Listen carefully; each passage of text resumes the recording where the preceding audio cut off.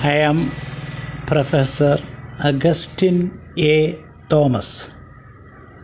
I am happy to learn that these talks on Shakespearean tragedy given for Saphalam 55 plus Pala have been well received by its enthusiastic listeners.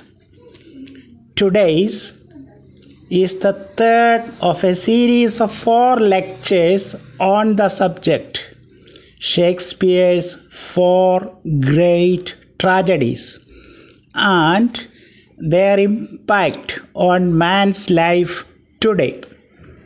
The first was on King Lear, the second on Othello, the present one on Hamlet, and next week it will be on Macbeth. Let us come to Hamlet. Hamlet is a unique tragic masterpiece from William Shakespeare. This drama may even be without parallels in the entire gamut of world literature. It is the psychological or perhaps the psychopathological makeup of the character of Hamlet, who was the Prince of Denmark, which attracts our keen attention.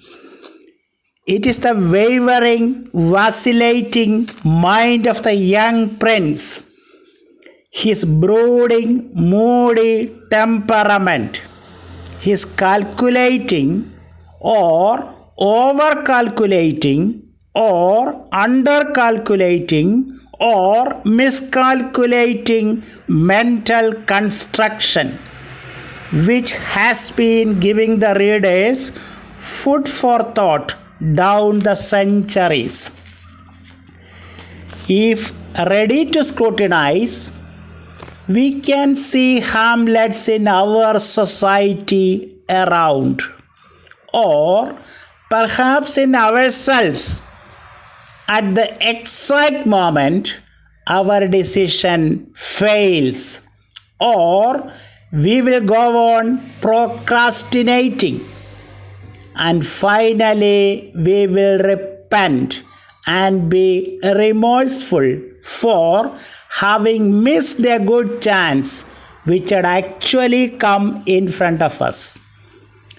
Torn between decision and indecision, conclusion and non-conclusion, Hamlet goes on philosophizing. That may be why some of the usages in this drama have become world-famous quotations used far and wide in learned circles. To get a taste of it, here are a few. Something is rotten in the state of Denmark. Frailty, thy name is woman. Neither a borrower nor a lender be. This above all to thine own self be true. There are more things in heaven and earth, Horatio, than are dreamt of in your philosophy. The time is out of joint. There is nothing good or bad, but thinking makes it so. There is a divinity that shapes our ends. There is a special providence in the fall of a sparrow. Readiness is all. The rest is silence. When sorrows come, they come not single spies, but in battalions. To be or not to be, that is the question. Yes, with the young prince of Denmark, Hamlet, to be or not to be becomes a life and death question. The entire drama is an answer to this existential dilemma. Hamlet was a good man, perhaps the best of men. He was having a romantic love affair with a charming Ophelia, daughter to Polonius, the Lord Chamberlain. When life was going on like a smooth waterfall, Hamlet had to confront a highly nauseating piece of news. The previous king, Hamlet's father, was dead and gone. A few days after his father's death, his mother, Gertrude, happened to marry the dead king's younger brother, Claudius. And this Claudius is the present king. One day, when Hamlet was all alone, his dead father appeared before him in an apparition.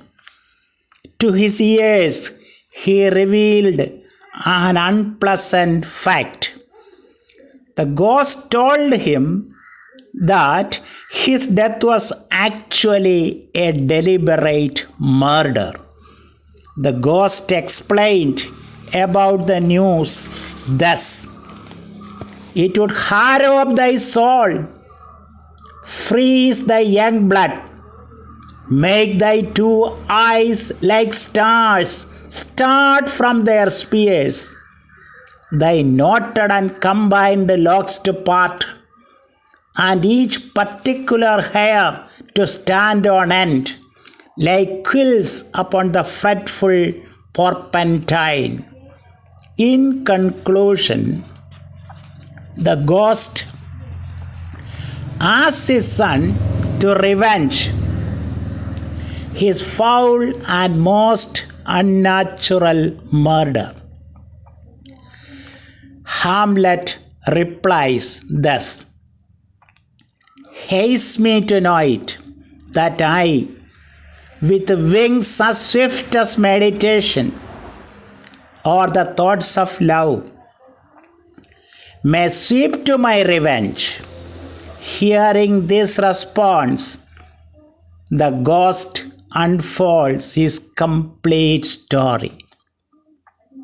His brother Claudius poured poison into his ear while he was sleeping in the orchard.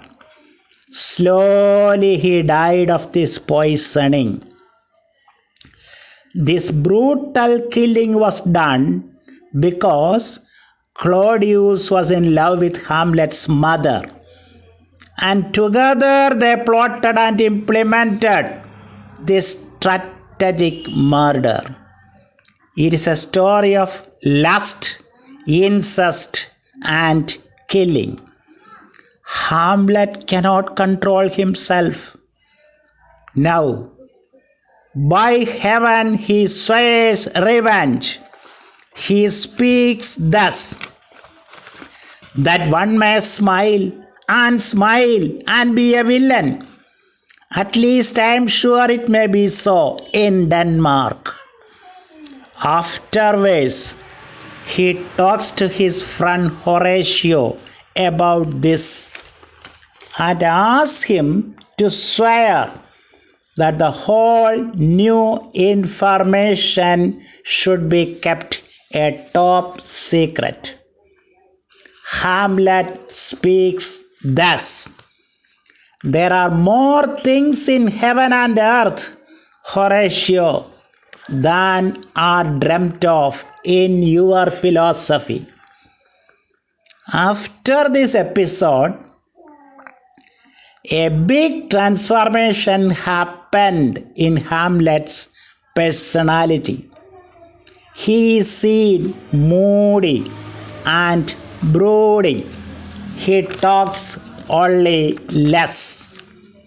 Anyone can understand that something thick has entered his mind. Referring to this, the Lord Chamberlain Polonius sums up the case thus: brevity is the soul of wit. The courtiers have started suspecting if the prince has gone mad about Hamlet's strange disposition nowadays. Again, Polonius observes thus: though this be madness, yet there is a method in it. The king and queen authorized two of the courtiers, Rosencrantz and Guildenstern, to be with the prince and devise projects to humor him, so much so that he is brought out of his moodiness. Understanding the key of their efforts, Hamlet speaks out a wonderful dialogue thus: what a piece of work is man! How noble in reason! How infinite in faculties! In action like an angel! In apprehension, how like a god! The beauty of the world, the paragon of animals. And yet, to me, what is this quintessence of dust? Man delights not me, no, nor woman neither. Though by your smiling you may seem to say so. Yes, this is the big debate in the mind of Hamlet now. What is this quintessence of dust called man? Neither man nor woman is of any more interest to him, because his thinking world is preoccupied with a critical issue of revenge. In Act 3, Scene 1, we see the much famous statement by Hamlet given to his sweetheart Ophelia. He reveals the splits and conflicts and confusions in the innermost recesses of his mind. He speaks thus: to be or not to be, that is the question. Whether it is nobler in the mind to suffer the slings and arrows of outrageous fortune, or to take arms against a sea of troubles, and by opposing end them, to die, to sleep no more, and by a sleep we say we end the heartache and the 1,000 natural shocks that flesh is heir to. It is a consummation devoutly to be wished, to die, to sleep, perchance to dream. Yea, there is the rub. For in that sleep of death, what dreams may come when we have shuffled off this mortal coin must give us pause. Poor Ophelia. What can she understand in her sweet innocence about these high-sounding words from Hamlet? Almost everyone in the Elsinore castle has started doubting what lunacy it is. Remember, in another of his plays, Shakespeare himself has explained this position thus: the lover, the lunatic, and the poet.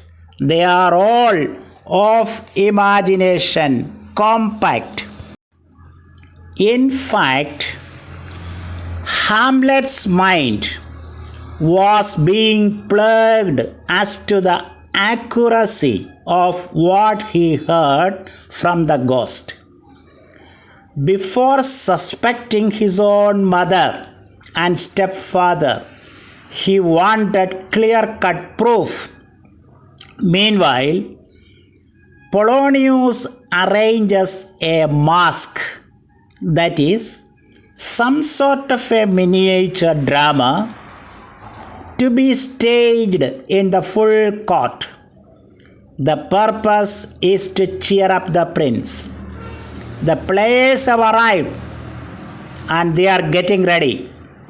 Hamlet meets them privately and gives them some directions.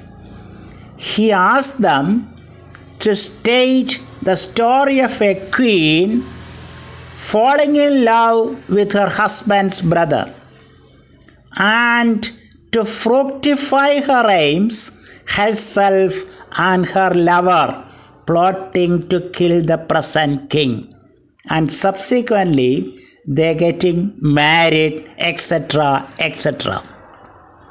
Hamlet, sitting at a distance, was keenly observing the reactions in the faces of the king and the queen while this performance was going on. From this, he became cocksure that what the ghost told him is true, and so now he is bent upon avenging his father's cold-blooded murder. By this time, the king and queen had got a creepy sensation that the truth is out, and that is the reason for Hamlet's change of character. The guilt-ridden Claudius enters a room, and sitting alone there he vents out the pressure in his heart thus: "Oh, my offense is rank. It smells to heaven. It hath the primal eldest curse upon it, a brother's murder." What if this cursed hand were thicker than itself with brother's blood? Is there not rain enough in the sweet heavens to wash it white as snow? Help, angels, make us say, bow stubborn knees and heart with strings of steel, be soft as sinews of the newborn baby. All may be well. He retires and kneels. The king is deep in prayer, forgetting all else. Exactly at this crucial moment, Hamlet happens to reach the room, of course, with the theme of revenge inside. He sees the prayerful king. If he wants to settle his score, this is the best chance. Here comes Hamlet's soliloquy thus: "Now might I do it, Pat? Now he is praying, and now I will do it." And so he goes to heaven. And so am I revenged. That would be scanned. A villain kills my father, and for that I, his sole son, do this same villain sent to heaven. Oh, this is hire and salary, not revenge. Here we see the too logical Hamlet the philosopher who is not able to act. Also, this learned man never feels that his logic is stupidity only. The totally agitated Gertrude sends for Hamlet for a private conversation. Polonius is fearful of what the prince may do, so he remains there as a god, hiding himself behind the arras. Hamlet's very look shows how distracted and haggard he is. Indirectly, he refers to his mother's foul deed. She feels upset and restless. In extreme fear, she cries aloud for help. The hiding Polonius all of a sudden tries to step forward. Feeling something amiss, Hamlet draws his sword and makes a thrust through the arras. Polonius falls and dies. Hamlet removes the arras and looks at who it is. Then, turning towards his mother, Hamlet speaks thus: "Confess to heaven, repent what is past, avoid what is to come." Thereon the heartbroken Gertrude mourns thus: "O Hamlet, thou hast cleft my heart in twain." To this, Hamlet replies thus: "Oh, throw away the worser part of it, and live the purer with the other half. Good night." Again, he makes a statement of his current position thus: "That I essentially am not in madness, but mad in craft." While going out, he drags out the dead body of Polonius and puts it far away in some dusty ground which nobody knows about. In Act 4, Scene 2, we see another conspiracy by King Claudius. This is to send Hamlet to England urgently for study purposes. He instructs Rosencrantz and Guildenstern to accompany the prince. Also, he entrusts with them a secret task of finishing him off while in England. There is a question asked to the king why he is sending his nephew for higher education to England only. The answer given is of great interest even today. The king says, "England is already full of mad people, and so one more addition there is not at all an important matter. One may recall the exuberance and liberalism of Elizabethan England, shaped so by the sweeping changes brought about by the European Renaissance and Reformation. Himself a Britisher, Shakespeare, speaking in his drama about his own country thus, and still the Englishmen treating him as their darling writer, is a big lesson for the modernists as we are, who are so much preoccupied with the arguments for and against what is called the right to expression.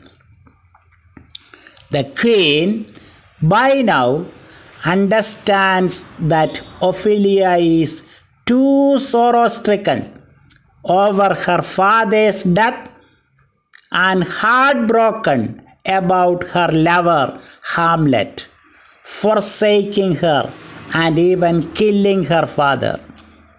While the king and queen were together, Ophelia appears before them, continuously singing melancholy songs. Anyone can see that she has gone mad. Her only brother, Laertes, was abroad, and Ophelia sends him information about their father's murder. Instantly, Laertes returns, vowing revenge. Nowadays, Ophelia is seen moving around, decorating her body with lots of flowers and singing non-stop. On seeing her pitiful condition, the king speaks out to the queen thus, "Oh, this is the poison of deep grief. It springs all from her father's death. Oh, Gertrude, Gertrude, when sorrows come, they come not single spice, but in battalions. Divided from herself and her fair judgment, without the which we are pictures or mere beasts." Laertes meets the king. He asks about the circumstances under which his father had to die, and also why his dead body was not found, etc. In the meantime, the ship in which Hamlet was sailing to England met with an accident. The rescued Hamlet has already returned to Elsinore Palace, smelling a big danger.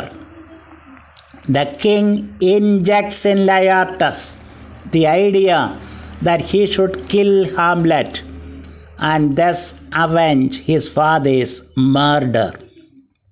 And Laertes agrees. At this juncture, they get a news that Ophelia is drowned in a nearby pond, wearing on her body all types of flowers. This is too much for Laertes. Act 5, Scene 1 is the churchyard scene. Ophelia's funeral is happening. Only at this moment, Hamlet hears about Ophelia's death, and immediately he arrives there. Laertes is doing the last rites. He is so overpowered with emotions that he leaps into the pit to bid farewell to his sweet sister. Thereupon, Hamlet also leaps into the grave. His purpose is also to say farewell to his one-time fiancée. In the grave, Laertes and Hamlet fight, and the attendants had to intervene and part them. Hamlet declares thus, "I loved Ophelia. 40,000 brothers could not, with all their quantity of love, make up my sum." In the concluding scene of the drama, that is Act 5, Scene 2, we see Hamlet unburdening his heartache to his bosom friend Horatio thus, "Sir, in my heart there was a kind of fighting that would not let me sleep. Methought I lay worse than the mutinous in the bilboes, rashly, and praised to be rashness for it. Let us know our indiscretion sometimes serves us well, when our deep plots do pall, and that should learn us there is a divinity that shapes our ends, rough hew them how we will." King Claudius comes out with a new plan. In full court, Hamlet and Laertes shall engage in a game. Hamlet is invited for this. Horatio advises him not to accept this invitation because there might be some treachery in it. But Hamlet insists on participating. He speaks to Horatio thus, "Not a whit. We defy augury. There is a special providence in the fall of a sparrow. If it be now, it is not to come. If it be not to come, it will be now. If it be not now, yet it will come.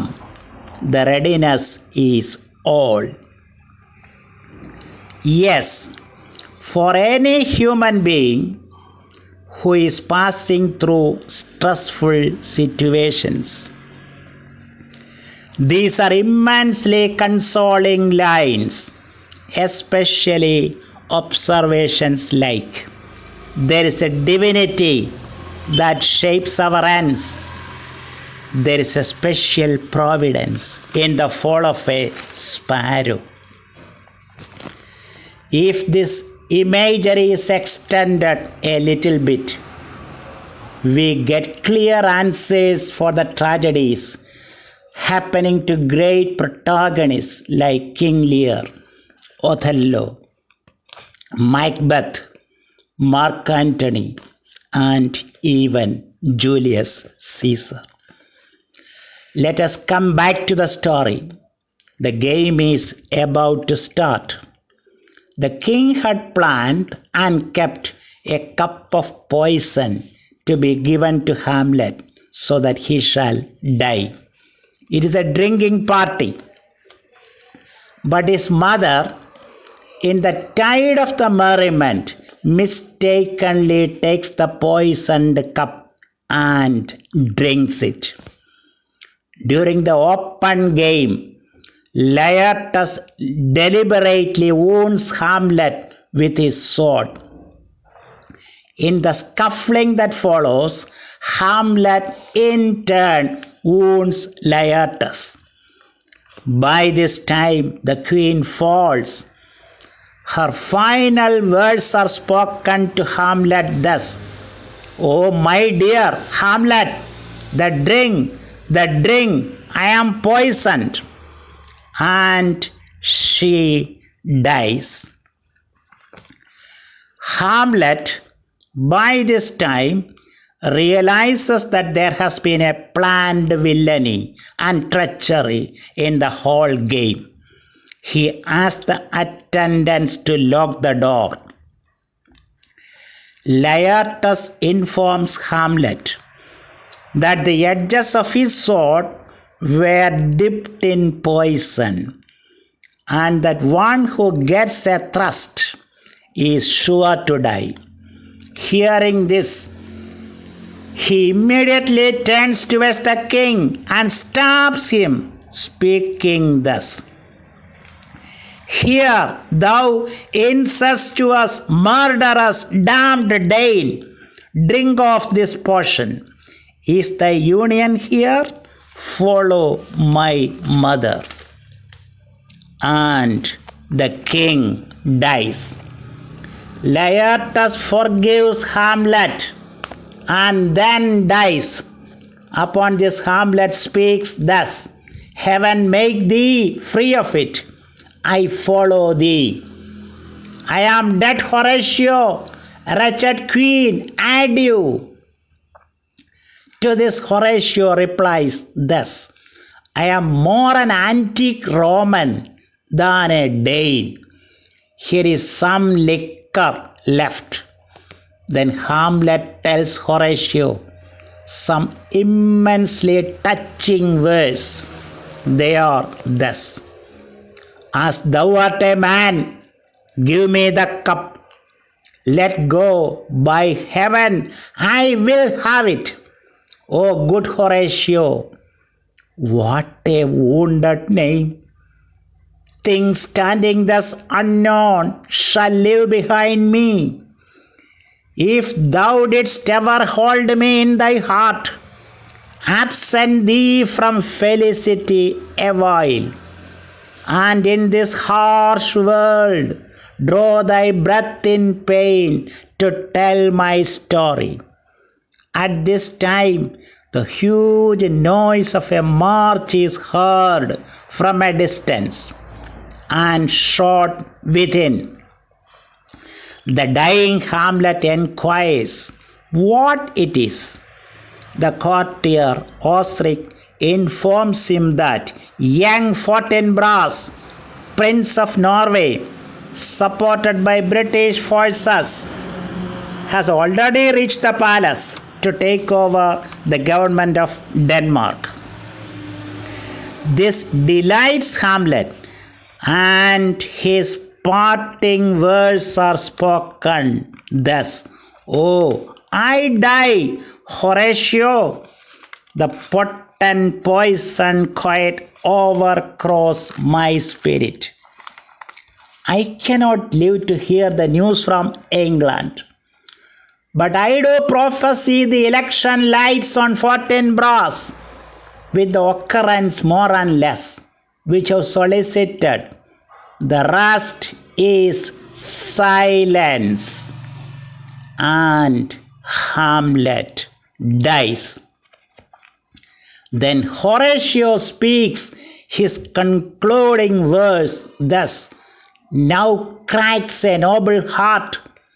Good night, sweet prince, and flight of angels sing thee to thy rest. Truly speaking, Hamlet was a sweet prince, learned, conscientious, and philosophical. But he was too much in the mind, and that was his major defect. This is the theme most effectively dealt with by Shakespeare in this drama. If we scan for similar picturizations in world literature, only very few such works can be found. One literary masterpiece which can stand on a par with Hamlet is the Russian writer Dostoevsky's famous novel, Crime and Punishment. The central character in this voluminous novel, Raskolnikov, is also torn in the mind. So he is undergoing terrible internal suffering. Raskolnikov was in dire poverty. To make both ends meet, he planned to murder a pretty old lady living alone in a flat. She was a money lender, and looting her would be a catch. One day, after making sure that there is nobody else there in that old lady's premises, Raskolnikov reaches there with an axe. He splits her skull and she dies. he ransacks her shelves, and with the money in the hand, he comes out of the room. Exactly at that moment, the murdered lady's sister happened to reach the doorstep. With the same axe, Raskolnikov finishes her too. He runs out and reaches home safe. The fact is that nobody in the world has seen about this double murder. There is no witness at all. The police have absolutely no clue. Still, Raskolnikov is not sure of it. He doubts at some time the police will come and he will be handcuffed. However, even after months, nothing of the sort is happening. Anyhow, he loses all peace of mind. He becomes paranoid. He feels that the present condition of non-arrest and non-action is more harrowing than really being taken by the police. Apart from this, for him, there is nobody in the world to whom he can open his heart. In extreme agony and mental torture, Raskolnikov reaches the house of the young Sonia, who was a prostitute known to him. In the night, sitting in the dim candlelight, he unburdens his heart to Sonia. She, in turn, patiently and lovingly listens to his capital story. When all is said and finished, she sits back for some time and then gives him a piece of advice. Raskolnikov should go to the crossroads, reach the marketplace, stand in the midst of the people, bow down deep to the earth, rise up, and then declare to all the world, I am a sinner. This scene in Crime and Punishment is narrated in such a way that the reader will be moved to tears. Students and teachers of psychology and psychiatry had better study some of Shakespeare's plays and also Dostoevsky's novels like Crime and Punishment and Brothers Karamazov. These can definitely give a lucid grasp of what the human mind is and what all it is not. One more point and I conclude. We have been speaking so far about characters who are completely in the mind and hence getting drained of all positive energies. Two more classic examples shall be given. One is Arjuna, the warrior in the grand epic Mahabharata. The other is Saint Thomas, the apostle of Jesus. Arjuna was the one person on whom the Pandavas banked maximum hope in the battle of Kurukshetra.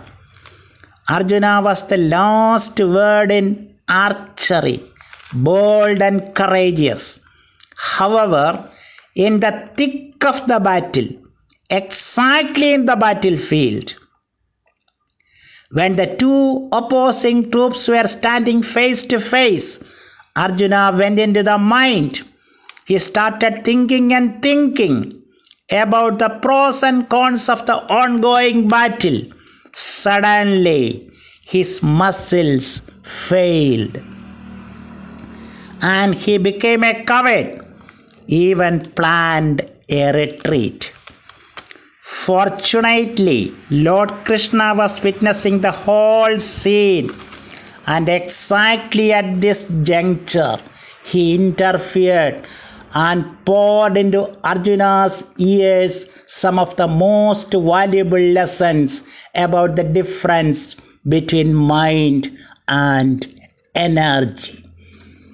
Arjuna got convinced, and instantly his lost powers came back. What was the result? The Pandavas won the battle. Again, in the Bible, we come across Thomas, one of the 12 disciples of Jesus. After the death and resurrection of Jesus, the surviving 11 disciples continued to be in the mind. They were terror-stricken and desperate, so they shut themselves up inside a food house at Sehion and were afraid to come out. In such an ethos, the resurrected Jesus appeared before them in body form and instilled courage in them. Exactly at this crucial moment, Thomas happened to be absent there. When Thomas came back after some time, his colleagues told him about the all too unexpected appearance of Jesus and all that followed. However, the doubting Thomas refused to believe it. What does it mean? Thomas was constantly with his Guru all those years and listening absorbingly to his teachings. But did it go into his heart? No. It is all because Thomas's predominant mind never allowed him to rise up to reality. To cut a long story short, we can simply say that Arjuna represents mind, whereas Krishna represents energy. So also Thomas represents mind, whereas Jesus represents energy. Characters like Raskolnikov and Hamlet are fully in the mind, and hence their failures and the resultant tragedy. No other literary work in the world has been able to illustrate this cardinal psychological point just as the great Shakespearean drama Hamlet has done, and hence its perennial appeal. Thank you. Since there are inquiries as to my mobile number, I am giving it here. 944 7572420. I repeat, 944-7572-420. Again, thank you.